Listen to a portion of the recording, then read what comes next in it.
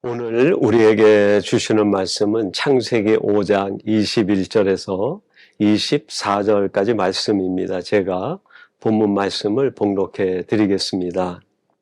에녹은 65세에 무드셀라를 낳았고 무드셀라를 낳은 후 300년을 하나님과 동행하며 자녀들을 낳았으며 그는 365세를 살았더라.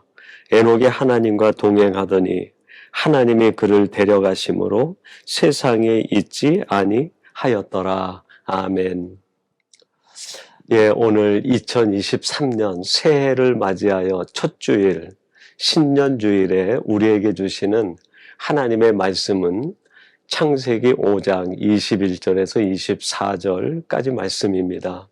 이 말씀을 갖고 하나님과의 동행이라는 제목으로 하나님의 말씀을 전하도록 하겠습니다. 이런 말이 있습니다. 빨리 가려면 혼자 가고 멀리 가려면 함께 가라. 우리 인생은 100m 경주가 아니라 마라톤 경기와 같다라고 흔히들 이야기합니다. 우리의 인생은 빨리 끝내는 단거리 경주가 아니라 인내하며 더불어 함께 달리는 삶의 자리인 마라톤 경기와 같다 하는 것이죠. 그러므로 여러분, 우리 인생의 행복은 선착순을 하듯이 1등 하는 데서 오는 것이 아니라 더불어 함께 할 수 있는 사람들과 이 세상을 살아가는 것이 행복의 요소라고 할 수 있는 것이죠. 그러면 여기에서 이렇게 질문할 수 있겠습니다. 우리 주변에 더불어 함께 살아가는 것이 행복이라고 할 때, 그러면 누구와 함께 동행해야 그 행복한 삶을 살아갈 수 있겠는가? 두말할 것 없이 하나님과의 동행이라고 하겠습니다. 그러므로 오늘 이 말씀을 나누는 사랑하는 성도 여러분들이 하나님이 허락하신 2023년 새해를 맞이하여 앞으로 살아가는 날이 하나님과 동행의 삶이 되시고 하나님과 더불어 걷는 인생길이 되므로 그 어느 때보다도 가장 복된 해, 복된 인생살이가 되기를 주님의 이름으로 축원합니다. 오늘 본문 말씀에 보면 이렇게 하나님과 동행한 행복한 인생을 살았던 한 사람이 소개되고 있습니다. 에녹이죠. 오늘 본문 21절, 22절은 이렇게 말씀합니다. 에녹은 65세에 무드셀라를 낳았고 무드셀라를 낳은 후 300년을 하나님과 동행하며 자녀들을 낳았으며, 창세기 말씀을 시작하면서 가장 행복한 사람, 한 사람이 등장하는데 에녹이었어요. 성경은 에녹이 무엇을 소유했느냐, 그것에 대해 관심하지 않습니다. 그가 권력을 갖고 재물을 갖고 건강을 갖고 많은 것을 누렸다, 이런 이야기는 없고 오직 한 가지, 하나님과 동행했다라고 얘기를 해요. 이것이 바로 에녹의 행복의 비결이요 축복의 비결이었습니다. 여러분, 이 세상을 살아가는 사람 중에 누가 가장 행복한 사람일까요? 그렇습니다. 하나님과 동행하는 사람입니다. 이 에녹은 자기 인생 마지막까지 하나님과 동행하며 가장 행복한 사람으로 행복한 인생을 살아갈 수 있었습니다.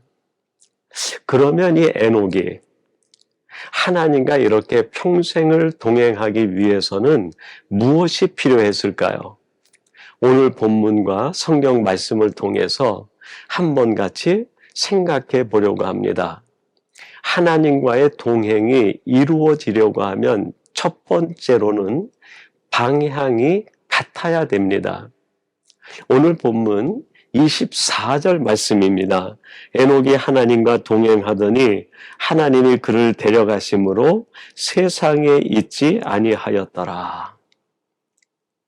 이 에녹이 하나님과 동행했는데 그 모습을 어떻게 표현합니까? 하나님이 그를 데려가심으로 이 에녹은 철저하게 하나님에게 이끌리는 사람이었어요.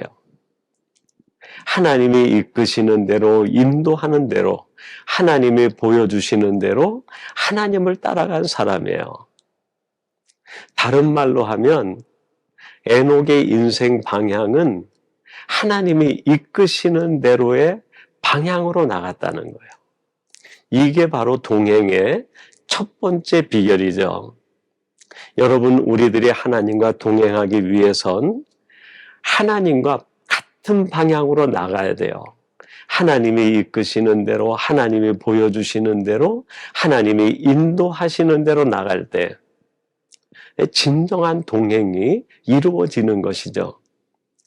그렇게 하나님이 이 에녹을 데려갔는데 그 에녹이 세상에 있지 아니하더라, 그렇게 얘기합니다.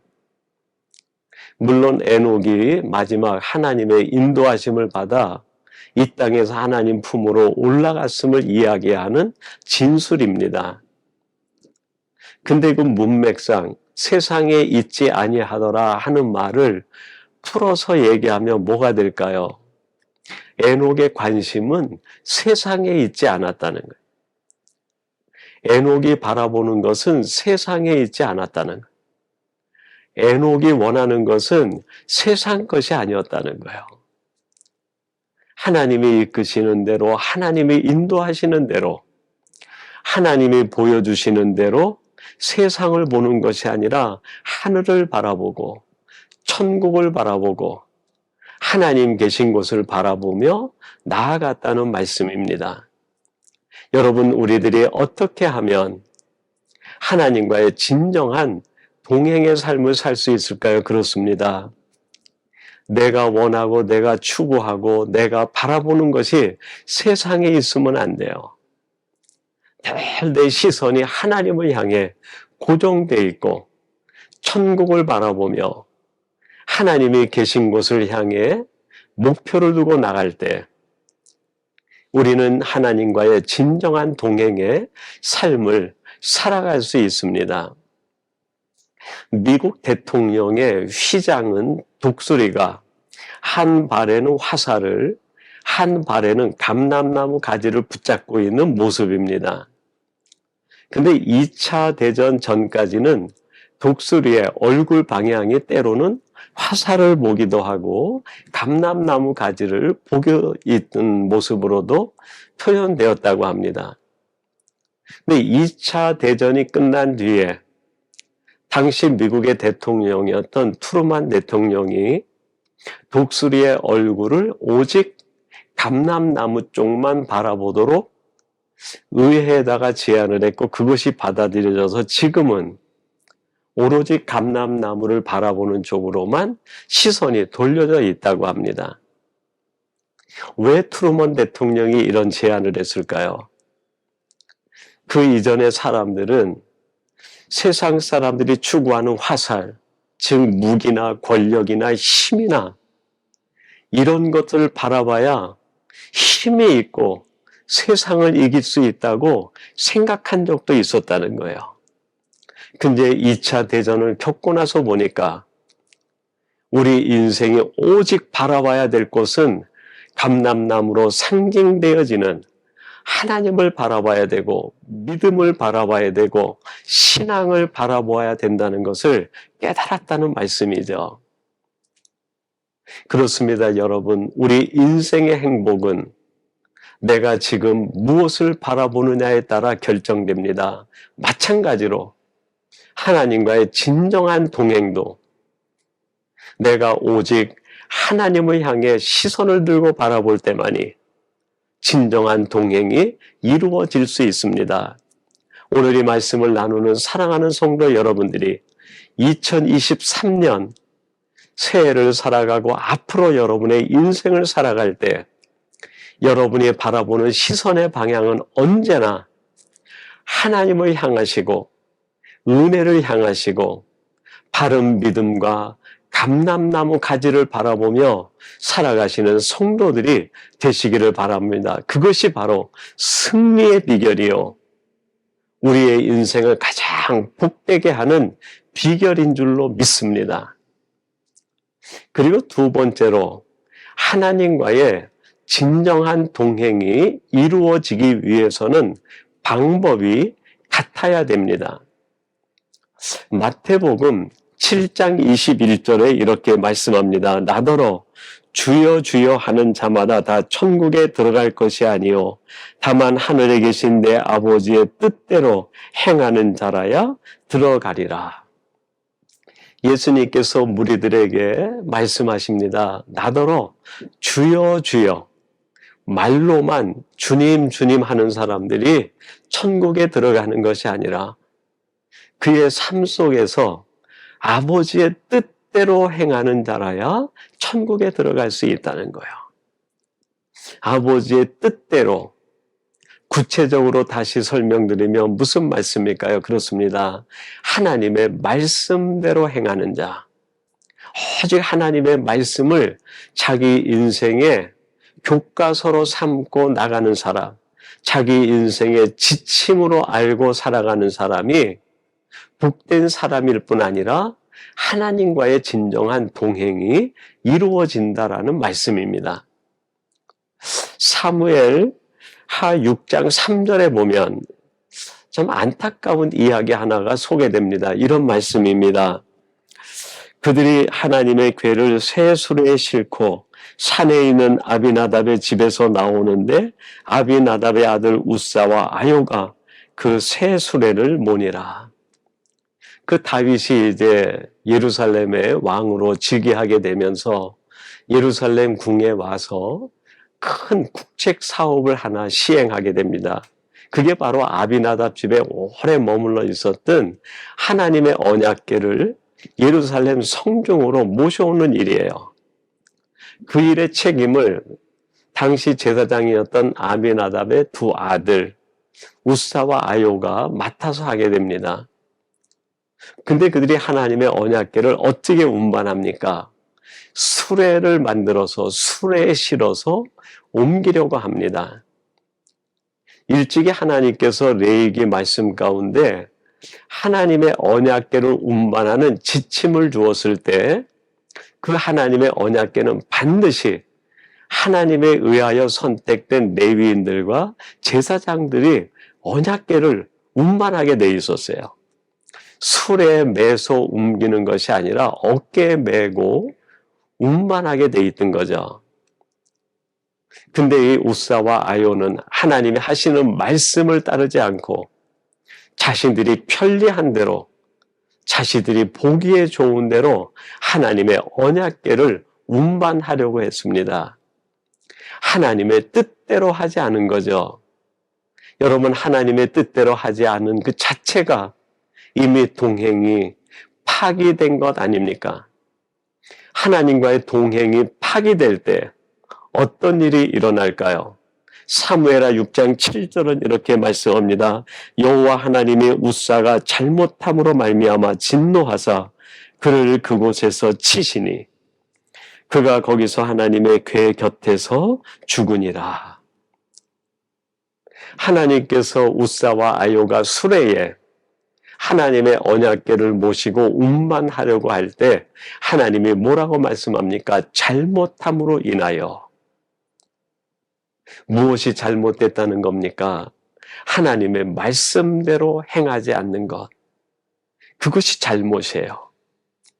여러분, 우리가 살아가는 인생에서 우리의 잘못이 뭘까요?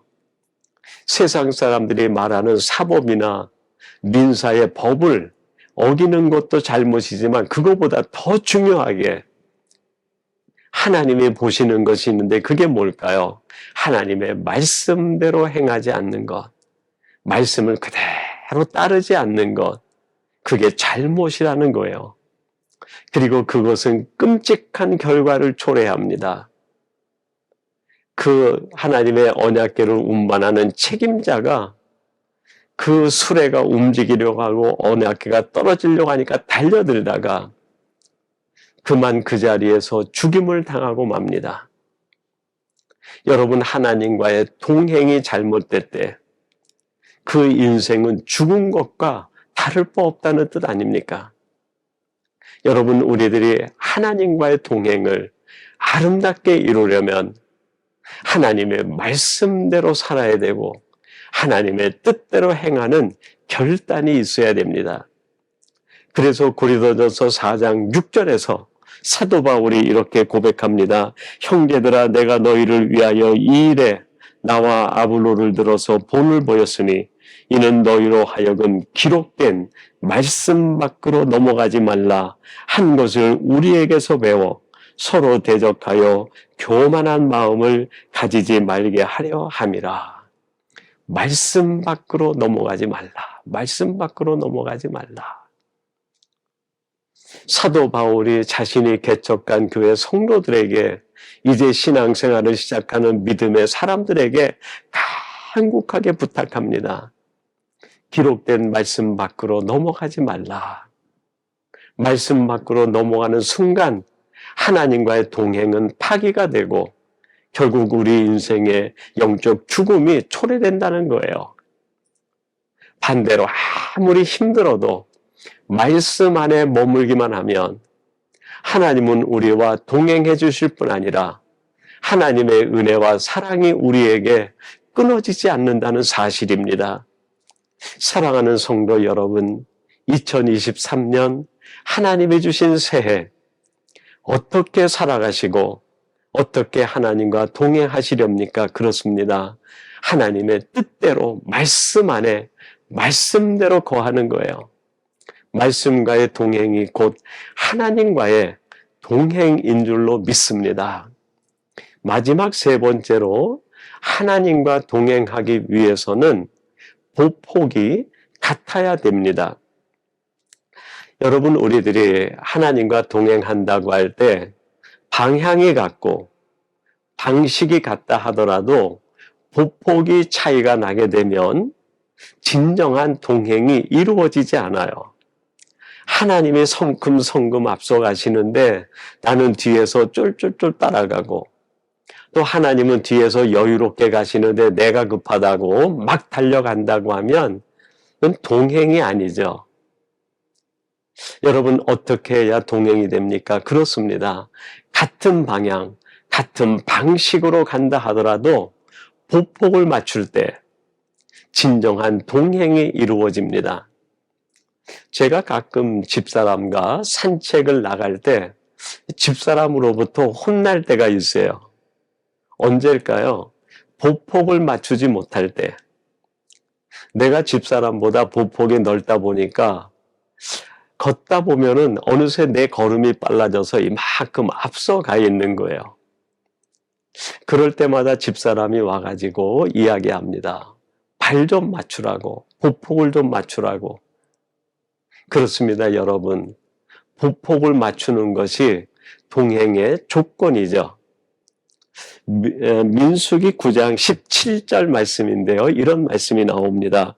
구름이 성막에서 떠오르는 때에는 이스라엘 자손이 곧 행진하였고 구름이 머무는 곳에 이스라엘 자손이 진을 쳤으니, 이스라엘 백성들이 애굽에서 나와 광야를 지나갈 때 하나님과 보폭을 맞추며 동행하면서 광야를 지납니다. 어떻게 동행했을까요? 그렇습니다. 구름이 떠올라서 구름이 진행하면 이스라엘 백성들이 장막을 거두고 그 구름에 맞추어서 진을 향해 나갑니다. 그러다가 구름이 머물면 그 자리에 장막을 치고 구름이 움직일 때까지 그대로 거기에 머물렀어요. 구름의 속도에 따라 구름에 맞춰 자신들의 발걸음을 맞춰서 동행했던 것이죠. 여러분, 하나님과 동행할 때도 우리들에게 이런 자세가 필요합니다.